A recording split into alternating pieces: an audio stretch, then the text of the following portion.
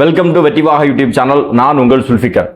யாரெல்லாம் போராளின்னு நினைச்சு ஃபயர் விட்டமோ இன்னைக்கு அவர்களுடைய சுயரூபம் தெரியும் போது இவங்களெல்லாம் நம்பி நம்ம எந்த அளவுக்கு மோசம் போயிருக்கோம் அப்படிங்கிற எண்ணம் நமக்கு வருது. ஊருக்கு ஊரு சாராயம் தள்ளாடுதே தமிழகம், ஊத்தி கொடுத்த உத்தமிக்கு போயசில உல்லாசம். இப்படி ஒரு பாட்டை பாடி தமிழ்நாட்டில் ரொம்ப ஃபேமஸ் ஆனது நம்ம கோவன் அண்ணாச்சி அவர்கள். ஒரு தீவிர இடதுசாரியான இவர் தொடர்ந்து மக்கள் கலை இலக்கியம் கழகம் அப்படின்னு சொல்லக்கூடிய அமைப்பின் மூலமாக தமிழ்நாட்டில் இருக்கக்கூடிய, இந்தியாவில் இருக்கக்கூடிய பிரச்சனைகளை, குறிப்பாக மதவாத அரசியலை, கார்ப்பரேட் அரசியலை, இந்த மதுவினால் ஏற்படக்கூடிய விளைவுகளை தெரு தெருவா நின்று பாடி மக்களுக்கு விழிப்புணர்வு ஏற்படுத்தி அதன் மூலமாக ஜெயலலிதா அவர்களுடைய கோபத்துக்கு உள்ளாகி சிறைக்கு போய் அதற்கு பிறகு தமிழ்நாடு முழுவதும் அறியப்படக்கூடிய ஒரு நபராக மாறியிருந்தார். நான் எல்லாம் அந்த டைம்ல அண்ணன் கோவன் அவர்களுக்கு மிகப்பெரிய ஃபேன்னே சொல்லலாம். கோவன் மட்டுமல்ல, அந்த மாக்கா அப்படின்னு சொல்லக்கூடிய மக்கள் கலை இலக்கிய கழகம் அவர்களுக்கு மிகப்பெரிய ஃபேன். வினவு அப்படின்னு சொல்லக்கூடிய ஒரு பத்திரிகை நீங்க எல்லாம் பார்த்துருப்பீங்க. ஆரம்ப காலத்துல அந்த பத்திரிகைகள்ல வரக்கூடிய கட்டுரைகளை மிக ஆழமாக நான் வாசிப்பேன். அந்த கட்டுரைகள் தான் சமூகத்தின் பால் நம்மளை சிந்திக்க தூண்டுச்சுன்னே சொல்லலாம். சமூகத்தில் நடக்கக்கூடிய பிரச்சனைகளை அலசி ஆராய்வதற்கு என்னையெல்லாம் தூண்டின ஒரு மிகப்பெரிய ஒரு பத்திரிகை வினவு அப்படின்னு சொல்லக்கூடிய பத்திரிகை.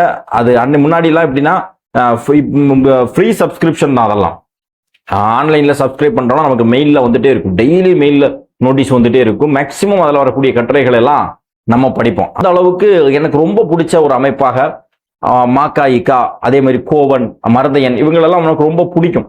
சமூக ரீதியாக நமக்கு சிந்தனையை ஏற்படுத்தியவர்கள இவர்களெல்லாம் மிக முக்கியமானவர்களாக நாம நினைக்கிறோம். அந்த மரியாதையை மனசுல வச்சுக்கிட்டு தான் இன்னைக்கு இந்த வீடியோல நான் பேசணும்னு இருக்கிறேன்.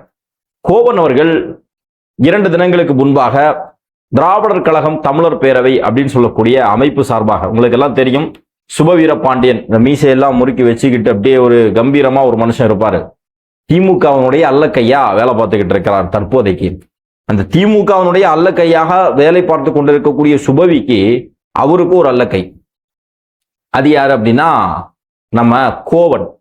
2 தினங்களுக்கு முன்பாக அவருடைய அமைப்பு சார்பாக நடைபெற்ற அந்த மாநாடு, அந்த மாநாட்டில் கலந்து கொண்டு பாடல் பாடிய நம்ம கோவன் அவர்கள் ரொம்ப மோசமாக, அருவருக்கத்தக்க வகையில ஒரு தனி மனிதனுடைய வாழ்வு சம்பந்தமாக உண்மைக்கு புறம்பாக கேவலமான சில செய்திகளை பேசியிருக்கிறார். ஏற்கனவே ஒரு 4-5 மாசத்துக்கு முன்பாக அதுல ஒரு பாடல் பாடியிருந்தார். உஷாரு உஷாரு தாவேகா உஷார் அப்படின்னு சொல்லி ஒரு பாடல் பாடியிருந்தார். அந்த பாடலுக்கு நான் விமர்சனமும் பண்ணி வீடியோ போட்டிருந்தேன். அதனுடைய லிங்க் நான் டிஸ்கிரிப்ஷன்ல கொடுக்குறேன். அப்போ கூட நாம என்ன நினைச்சோம் அப்படின்னு சொன்னா, இவர் தளபதியினுடைய அரசியலை எதிர்க்கிறார், தளபதி அவருடைய பின்னால பிஜேபி இருக்கலாம் அப்படிங்கிற சந்தேகம் ஒருவேளை அவங்களுக்கு இயல்பா எழக்கூடிய வாய்ப்பு இருக்குது. ஏன்னா RSS சில விஷயங்களை ரொம்ப இப்படி இந்த மாதிரி விஷயங்கள்லாம் செய்யும். ஸோ அப்படிப்பட்ட ஒரு சந்தேகத்தினுடைய பார்வையாக அவர்கள் அதை வைக்கிறாரு அப்படின்னு நினைச்சு நாம கூட அதுல பேசும்போது என்னன்னா, உங்களுக்கு சந்தேகம் இருக்கு அப்படிங்கிற காரணத்துக்காகவே யாரெல்லாம் புதிதாக வருகிறார்களோ அவர்களை எல்லாம் நீங்க இந்த மாதிரி பண்ணாதீங்க, நீங்க அரசு செய்யக்கூடிய தவறுகளை சுட்டி காட்டுங்க, தட்டி கேளுங்க அப்படிங்கிற முறையில பேசிடணும். ஆனா இன்னைக்கு இப்போ இவருடைய பேச்சு அப்படிங்கிறது முற்றிலுமாக மாறுபட்டு சிவாஜி கிருஷ்ணமூர்த்தி, சேலம் சுஜாதான்னு சொல்லி ஒருத்தவங்க உண்டு இல்லையா, சோ இவர்களை விடவும் மோசமா தரம் தாழ்ந்து. சிவாஜி கிருஷ்ணமூர்த்திக்கு ஒரு நோக்கம் இருக்கிறது, அவங்க கட்சியை நாம எதிர்க்கிறோம், அதனால நம்மளை அவங்க எதிர்க்கிறாங்க. சேலம் சுஜாதாவுக்கு ஒரு நோக்கம் இருக்கிறது, அவங்க கட்சியை நாம எதிர்க்கிறோம், அதனால அவங்கள நம்மள எதிர்க்கிறாங்க. ஆனா இவங்க எந்த விதமான நோக்கமும் இல்லாமல் கோவன் அவர்கள் தளபதி அவர்களை தரம் தாழ்ந்த விமர்சனத்தை வைத்திருக்கிறார். என்ன வச்சிருக்கிறார் அப்படின்னு சொன்னா, நம்ம நடிகை கீர்த்தி சுரேஷ் அவருடைய திருமணத்துக்கு போனத, நண்பருடைய திருமணத்துக்கு தனி பிளைட்ல அவருடைய உட்பியோட போனாரு அப்படின்னு சொல்லி அவர் நடிகை திரிஷா அவரோடு போனதை சொல்றாங்க. ஸோ ஒரே சினிமா ஃபீல்ட்ல இருக்கக்கூடிய நபர்கள் அவங்களுக்குள்ளாடி ஒரு ஃப்ரெண்ட்ஷிப் இருக்கலாம். அது என்ன மாதிரியான உறவு அப்படிங்கிறது உங்களுக்கும் தெரியாது, எனக்கும் தெரியாது, யாருக்கும் தெரியாது. ஸோ அப்படி இருக்கக்கூடிய பட்சத்துல அவரோடு ஒரு ஃபிளைட்ல போனாங்க, கூட சக ஆட்கள் உண்டு. அதை ஒரு படுக்கையறை கண்ணோட்டத்தோடு விமர்சனம் செய்வது எந்த அளவுக்கு மோசமான சிந்தனை. நம்ம கோவன் அவர்கிட்ட தான் கேட்கிறோம், நீங்க ஒவ்வொரு ஊருக்கா பாடல் பாட போறீங்க, உங்க கூட பாடல் பாடுறதுல மெயினா பாடுறது உங்க சகோதரி பாடுறாங்க, உங்க சகோதரியுடைய கணவர் பாடுறாரு. இதை தாண்டி பெண் தோழர்கள் இருக்கிறார்களா இல்லையா? இவங்க கூட நீங்க கார்ல போகும்போது அல்லது வேன்ல, அந்த பாடல் குழுவா வேன்ல போறீங்கன்னா என்ன சிந்தனையோட நீங்க போவீங்க? ஒரு நபர் இன்னொரு நபரோடு ஒரு நட்பு அடிப்படையில பிளைட்ல, அவர்களுடைய வசதிக்கு பிளைட் இல்லைன்னா கார்ல போயிடுவாங்க. பிளைட்ல போறதுக்கான வசதி இல்லைன்னா கார்ல போவாங்க. அப்ப அவர்களுடைய வசதிக்கு அவர்கள் ஒரு திருமணத்துக்கு நண்பர்களாக போறதை நீங்க தவறான கண்ணோட்டத்துல பாக்குறீங்க அப்படின்னா, நீங்கள் உங்களுடைய நண்பர்களோடு, ஆண் மற்றும் பெண் தோழர்களோடு, குறிப்பாக பெண் தோழர்களோடு போகும்போது என்ன சிந்தனையில போவீங்க? இந்த கேள்விக்கு அண்ணன் கோவன் பதில் சொல்லுவாரா அப்படிங்கிறதா நம்மளுடைய மிக முக்கியமான கேள்வி. இவர் தன்னை கம்யூனிச போராளின்னு சொல்லுவார். இந்த நிகழ்வுல கூட கடந்துகிட்டு பெரியாரை உயர்த்தி பேசுகிறார். இன்னும் சொல்ல போனா கம்யூனிசத்தை அங்க தாழ்த்து பேசுறார். ஒரு இடத்துல என்ன சொல்றாருன்னா, பல இடங்கள்ல கம்யூனிசம் கூட காவிகள் மயமாகி விட்டது, காவிகள் சூழ்ந்து கொண்டார்கள், ஆனா கருப்பை காவிகள் சூழல்ல அப்படின்னு சொல்றார். நான் அதே அண்ணன்ட்ட கோவன் அவர்கள்ட்ட கேட்கிறேன், கருப்பையும் காவி சூழ்ந்து நாட்கள் பல ஆகுது, கருப்பையும் காவி சூழ்ந்து நாட்கள் பல ஆகுது. சேகர் பாபு அர்ஜுன் சம்பத்தை கூப்பிட்டு கொண்டு வச்சு சீஃப் கெஸ்டா கொண்டு வச்சு நிகழ்ச்சி நடத்துறார், முருகன் மாநாடு நடத்துறார் சேகர் பாபு. அதை பத்தி உங்களுக்கு தெரியுமா? ராஜ்நாத் சிங்கை அழைத்து வந்து நாணயம் வெளியிடுகிறார்கள், அதை பத்தி உங்களுக்கு தெரியுமா? இதெல்லாம் நீங்க பார்க்கறது கிடையாதா? பார்த்துக்கிட்டு கண்ண மூடி மௌனமாக இருக்கிறீங்களா? ஒரு கம்யூனிஸ்டுகள் யார் என்னைக்காவது தன்னுடைய வாழ்நாளில் கம்யூனிஸ்டுகள் அரசுக்கு ஆதரவாக, கார்பரேட்டுக்கு ஆதரவாக இருந்திருக்கிறார்கள் சொல்ல முடியுமா? அப்படி இருந்தா அவன் கம்யூனிஸ்டா?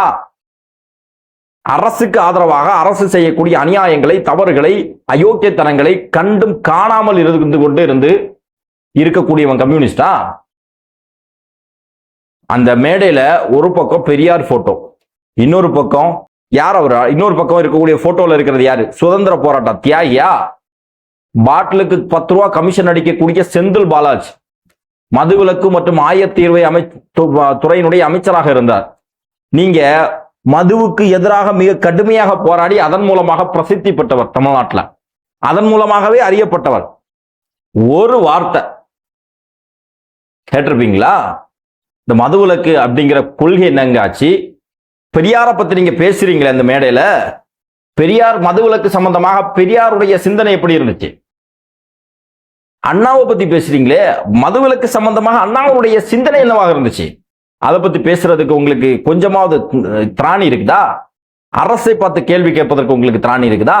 சாதி ஒழிப்பு, சமூக நீதினு பேசுறீங்களே, வேங்கை வயல்ல நடந்திருக்கக்கூடிய அநியாயத்தை பத்தி ஒரு பாடல் எழுதுவதற்கு ஒரு லைன் உங்களால் எழுத முடியுமா? தினம் தமிழ்நாட்டில் நடக்கக்கூடிய இந்த பெண்களுக்கு எதிராக நடக்கக்கூடிய சம்பவங்கள், அதைத்தானே தளபதி அவர்கள் பேசியிருந்தாரு. தளபதி பேசினதுல தவறு இருந்துச்சுன்னா அது தவறுன்னு சொல்லி சுட்டிக்காட்டி ஆதாரபூர்வமா பேச வேண்டிய இடத்துல இருக்கக்கூடிய கோவன் அவர்கள் அவர் மேல தனிப்பட்ட விமர்சனம் வைக்கிறீங்கன்னா, உங்களுக்கு தமிழக வெற்றி கழகத்தை பத்தி விமர்சனம் செய்வதற்கு வேற எந்த தவறும் கிடைக்கல. ஏதாவது ஒரு தவறு செஞ்சிருந்தா, அதாவது ஏதாவது ஒரு பலவீனம் எங்களிடம் இருந்தா தானே அதை வச்சு விமர்சனம் செய்ய முடியும். ஆனா உங்களுக்கு எதுவுமே கிடைக்கல. கிடைக்காத உடனே ஆபாச தாக்குதலை, அருவருக்கத்தக்க தாக்குதலை நடத்துறீங்க. எப்படி நடத்துறீங்க? கூட சக தோழர்களை, பெண்களை வச்சுக்கிட்டு இந்த மாதிரியான அயோக்கியத்தனமான வார்த்தைகளை பயன்படுத்துறீங்க. யாருடைய மேடையில? திராவிடர் இயக்க தமிழர் பேரவை பேசுறது சமூக நீதி, பகுத்தறிவு, ஆண் பெண் நட்பு, ஆண் பெண் நட்பு கொள்வது தவறுன்னு சொல்லி சபரிமாலான்னு சொல்லக்கூடிய ஒரு ஆசிரியை பேசும்போது, அதாவது அவங்க இஸ்லாத்தை ஏற்றுக்கொண்டார், அவர் சபரிமாலான்னு சொல்லக்கூடியவங்க ஆணும் பெண்ணும் நட்பாக இருக்கிறது தவறுன்னு சொல்லி இஸ்லாமிய அடிப்படையில் தவறு அப்படின்னு சொல்லி சொன்னாங்க. அவங்கள உங்க தீக்காவை சேர்ந்தவர்கள் கிளின்னு கிழிச்சாங்க. இன்னைக்கு அதே மேடையில இருந்து ஒரு ஆண் பெண் நட்பை கொச்சைப்படுத்தி கேவலப்படுத்தி பேசுறீங்க. விஜய் அவர்கள் ஒரு அரசியல் கட்சியினுடைய தலைவர், உங்களுக்கு படியளக்கக்கூடிய எஜமான எதிர்க்கிறார், உங்களுக்கு எலும்பு துண்டு போடக்கூடிய எஜமான எதிர்க்கிறார். அதற்காக நீங்க விஜய் அவர்களை பார்த்து குறைக்கிறீங்க. நியாயம், ஒத்துக்கிறோம். நடிகை திரிஷா அவர் என்ன தவறு செஞ்சார்? அவருக்குன்னு ஒரு வாழ்க்கை இருக்காதா? அவருக்கு ஒரு வாழ்க்கை இருக்காதா? அவருக்குன்னு ஒரு குடும்பம் இருக்காதா? நீங்கள் வைக்கக்கூடிய இந்த வரம்பு மீறிய விமர்சனம் அவர்களை பாதிக்காதா? கொஞ்சம் கூட யோசிக்க மாட்டீங்களா? ஒரு ஆணோடு ஒரு பெண் பழகினாலே இந்த கண்ணோட்டத்தை தான் பார்ப்பீங்களா? அப்ப என்ன உங்க அமைப்புல நீங்க என்ன சமூக நீதியை பேசுறீங்க, சமத்துவத்தை பேசுறீங்க, ஆண் பெண் நட்புவை பத்தி பேசுறீங்க? எல்லாருமே தோழர் சொல்லி தானே பேசுறோம். திராவிட கழகத்தை சேர்ந்தவர்களானாலும் சரி, கம்யூனிஸ்ட் தோழர்களை ஆனாலும் சரி, தோழர் தோழர் ஆணா இருந்தாலும் பெண்ணா இருந்தாலும் தோழர் தானே பேசுறோம். சமத்துவத்தை பத்தி பேசுறோமே. இங்கே பாலின வேறுபாடு கூடாதுன்னு சொல்லி பேசக்கூடிய இடத்துல இருந்துகிட்டு அந்த மேடையில அத்தனை பேரும் கொள்கைவாதி, திராவிட இயக்க தமிழர் பேரவையில் இருக்கக்கூடிய அந்த மேடையில அந்த மாநாட்டில் இருந்த அவ்வளவு பேருமே கொள்கைவாதி தானே. அப்ப அந்த இடத்துல நீங்க எந்த மாதிரியான ஒரு வார்த்தையை பயன்படுத்துறீங்க? இத நீங்க பேசிட்டீங்க, வாங்குற காசுக்கு மேல கூவிட்டீங்க. ஆனா அந்த மேடையில இருந்த பகுத்தறிவு பேசக்கூடிய யாருமே இத கண்டிக்கல. அப்படின்னா உங்களுக்கு என்ன கொள்கை, என்ன கோட்பாடு? திமுகவுக்கு சொம்படிக்கணும், திமுகவுக்கும் மு.க. ஸ்டாலினுக்கும் உதயநிதி ஸ்டாலினுக்கும் ஜால்ரா தட்டிட்டு தன்னுடைய வயிற்று பொழப்ப பார்த்துட்டு போகணும்னு சொல்றதெல்லாம் கொள்கையா? நாய் பொழைக்குமா இந்த பொழப்பு? இப்படி ஒரு பொழப்பு தேவையா? சேலம் மாநாட்டுல, இளைஞரணியினுடைய மாநாட்டுல, சேலம் மாநாட்டுல மாநாடு தொடங்குறதுக்கு முன்னாடி ஆபாச நடனம், பெண்களை அரை உரையாக வச்சு ஆட வச்சு ஒரு ஆபாச நடனத்தை நடத்தினாங்க.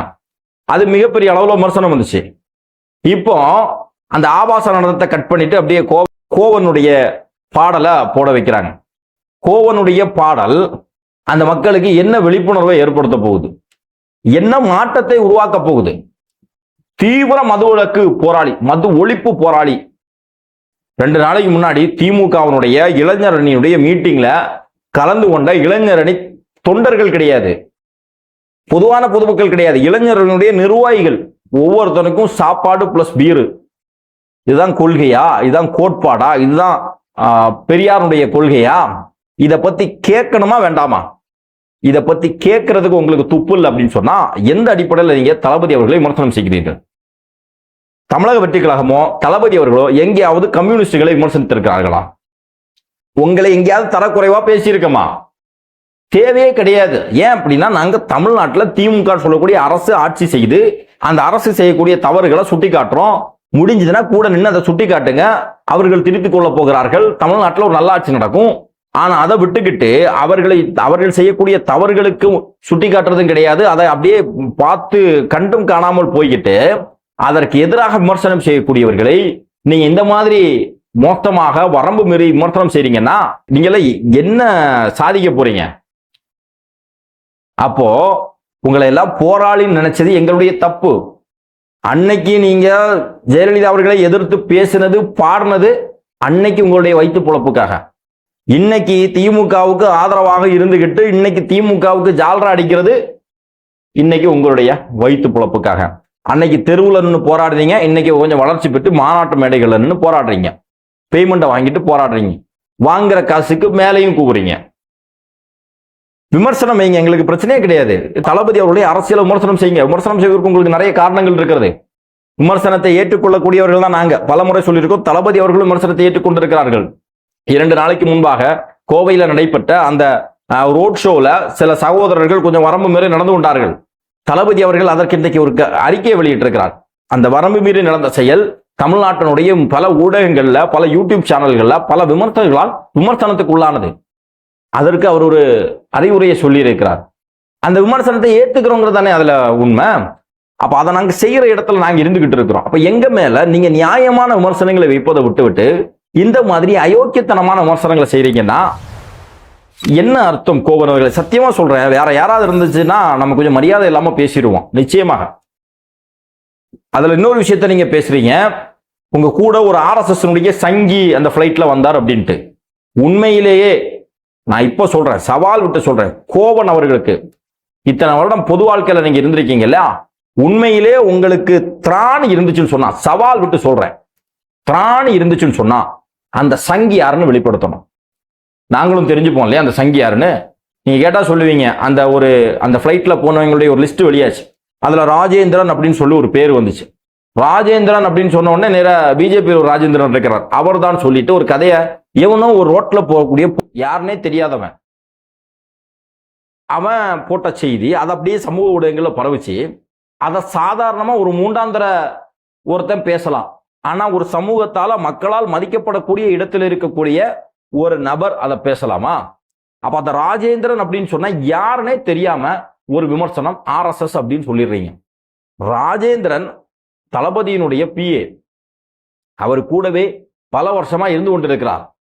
அது எல்லாருக்குமே தெரியும். அப்படி இருந்துகிட்டும் அதை அப்படியே மறைச்சுக்கிட்டு ஒரு அவதூற பரப்புறீங்க. இப்படி அவதூற பரப்பக்கூடிய நீங்க வேற எவ்வளவு நல்ல விஷயங்கள் நீங்க சொல்றீங்க. அதுல இல்ல நம்பகத்தன்மை என்ன அப்படிங்கிறத நாங்க எப்படி நம்புறது? அதுல இருக்கக்கூடிய நம்பகத்தன்மை ஏற்றுக்கொள்வது எப்படி? வினவனுடைய கட்டுரைகள் எவ்வளவோ படிச்சிருக்கிறோம். இன்னைக்கு யோசிக்கிறோம் இதுல என்ன நம்பகத்தன்மை இருந்திருக்கும், தவறாக வழிநடத்தப்பட்டு விட்டோமோ அப்படிங்கிற சிந்தனை நமக்கு வருது. ஏன் அப்படின்னா உங்களுடைய செயல்பாடுகள். என்ன மாதிரி எத்தனை இளைஞர்கள் யோசிப்பாங்க. நாங்களும் ரசிகர் பட்டாளம் எல்லாம் கிடையாது. ரசிகர் அவர் சினிமாவில் செய்யறதெல்லாம் நிஜத்துல செய்வார் அப்படிங்கிற கண்மூடித்தனமான நம்பிக்கையில எல்லாம் களத்துல வரல. சமூக களத்துல நின்று பணி செஞ்சு மக்களுக்காக வேலை செஞ்சு இந்த திமுகவை நம்பி திமுகவுக்காக வேலை பார்த்து திமுகவுக்காக களத்துல நின்று திமுக மக்களை சந்திச்சு வாக்குறுதியை கொடுத்து கடைசியில நாம கொடுத்த அவர் கொடுத்த வாக்குறுதியை அவர் நிறைவேற்றல. அதே வாக்குறுதியை நம்ம தூக்கி மக்களுக்கு கொடுத்துருக்கிறோம். அந்த வாக்குறுதியை நமக்கு நிறைவேற்ற முடியலையே அப்படிங்கிற கோபத்தினுடைய வெளிப்பாடாக வெளியே வந்து நின்று இப்படியாவது ஒரு மாற்றம் வராதா அப்படின்னு சொல்லி நம்ம எதிர்ப்பு நிற்கிறோம். ஏன் அப்படின்னு சொன்னா இங்க இருக்கக்கூடியவர்கள் அத்தனை பேருமே புதிய அரசியல் செய்கிறார்கள். ஒரு மாற்றம் வரணும், மக்களுக்கு நன்மை செய்யணும் அப்படிங்கிற ஒரு நோக்கம் மட்டுமே கொண்டிருக்கிறார்கள். அப்ப அவர்களை பண்படுத்தணும், நெறிப்படுத்தணும், அவர்களோடு சேர்ந்து ஒரு மாற்றம், ஒரு நல்ல ஒரு அரசியலை முன்னெடுக்கணும் அப்படிங்கிற எண்ணத்துல தான் நாங்கெல்லாம் வந்திருக்கிறோம். அதனால எங்களுக்கெல்லாம் உங்களை விமர்சனம் செய்வதற்கு எல்லா அதிகாரம் இருக்கிறது. புரட்சி பாடகர்னு பேர் உங்களுக்கு. புரட்சி பாடகர் எந்த அளவுக்கு அயோக்கியத்தனம் நிறைஞ்சிருக்கு பாருங்க. நிறைய விஷயங்கள் பேசணும்னு நினைச்சேன். அன்பு சோழர்கள், ஏற்கனவே அண்ணனுக்கு நம்ம சில கேள்விகள்லாம் கேட்டு வீடியோ போட்டிருந்தோம். மேல்பாதியில ஒரு கிராமத்துல கோவில்ல நுழைய முடியல தாழ்த்தப்பட்ட மக்களுக்கு. அதை உறுதி செய்யப்பட முடியாத இடத்துல அரசாங்கம் இருக்குது. வேங்க வயல்ல குடிக்கிற தண்ணியில மலம் கலந்திருக்கிறாங்க. எங்கேயாவது இந்த மாதிரி ஒரு அநியாயம் நடக்குமா? உத்தரப்பிரதேசத்தில் நடக்குமா இந்த மாதிரி ஒரு கேவலமான செயல்? தமிழ்நாட்டில் நடந்திருக்கு. புரட்சி பாடகர் வாயை மூடிட்டு இருக்கீங்க. நீங்க புரட்சி பாடகர் வாயை மூடிட்டு இருக்கீங்க. பள்ளிக்கூட மாணவன், தலித் மாணவன் நல்லா படிச்சான்னு சொல்லி அவனை வெட்டியிருக்காங்க. படிக்க போன மாணவி கல்லூரி வளாகத்துக்குள்ள வச்சு பலாத்காரம் செய்யப்பட்டிருக்கிறார் திமுகவை சேர்ந்த ஒருத்தனால. அதை கண்டிச்சு ஒரு பாட்டு, ஒரு லைன் பாடுறதுக்கு கோவனால முடியல. ஆனா காசை வாங்கிக்கிட்டு மேடையில நின்று நீங்க உங்களுக்குன்னு ஒரு மேடை அமைச்சு உங்களுடைய மேடையிலிருந்து உங்களுடைய கொள்கையாக உங்களுடைய அரசியலாக நீங்க எங்களை விமர்சனம் செய்து பேசினா கூட நாங்கள் ஓரளவுக்கு ஏற்றுக்கொள்வோம். ஆனா கூலிக்கு மாரடிக்கக்கூடிய வேலையை செஞ்சுக்கிட்டு அங்க போய் நின்று நீங்க எங்களை நியாயமா விமர்சனம் செய்தா கூட பரவாயில்ல, வரம்பு ஒரு விமர்சனம் செய்றீங்கன்னா உங்களை எல்லாம் நாங்க பார்த்துக்கிட்டு சும்மா இருக்க முடியுமா? எங்க பசங்க என்னைக்கு வச்சு செய்யறாங்க. உங்களுக்கு எந்த அளவுக்கு நல்ல பேர் சமூகத்தில் இருந்துச்சோ இன்னைக்கு அதெல்லாம் நாரடிக்கப்பட்டு உங்களுடைய வாயாலே, அதாவது நுணலும் தன் வாயால் கெடும் சொல்லுவாங்க. அதே மாதிரி உங்களுக்கும் முக்தாருக்கும் எந்த வித்தியாசமும் கிடையாது. உங்களுக்கும் சவுக்கு சங்கருக்கும் எந்த வித்தியாசமும் கிடையாது. உங்களுக்கும் சிவாஜி கிருஷ்ணமூர்த்திக்கும் எந்த வித்தியாசம் கிடையாது. உங்களுக்கும் அந்த சுஜாதாவா அவங்களுக்கும் எந்த வித்தியாசம் கிடையாது. கேவலமான அருவருக்கத்தக்க ஈனத்தனமான ஒரு நபர் அண்ணன் கோவன் அப்படிங்கிறத இந்த இடத்துல நம்ம தெளிவாக பதிவு செய்கிறோம். அன்பார்ந்த சகோதரர்களே, இந்த வீடியோ சம்பந்தமாக உங்களுடைய மேலான கருத்துக்களை பதிவு செய்யுங்கள். நன்றி.